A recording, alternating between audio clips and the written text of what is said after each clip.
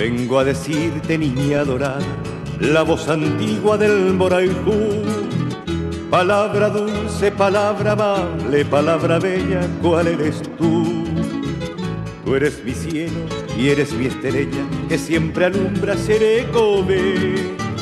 Y es el néctar de tu cariño, flor domada, niño azoté. Son tus hoyuelos, fuentes de encanto, por cuya causa se taroba.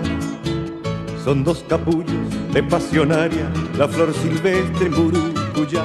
Son dos capullos de pasionaria, la flor silvestre en Burucuyá.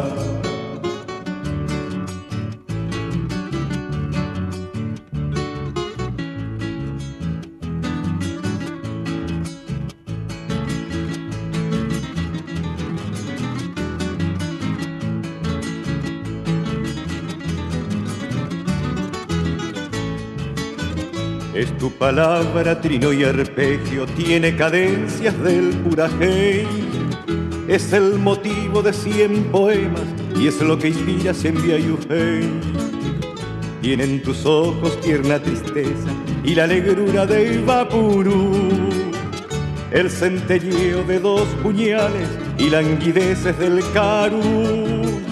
En esta tierra nada hay tan bello como tu cuerpo, sé tu paz, y no te igualan en tu hermosura ni los fulgores del Cuarajú, y no te igualan en tu hermosura ni los fulgores del Cuarajú.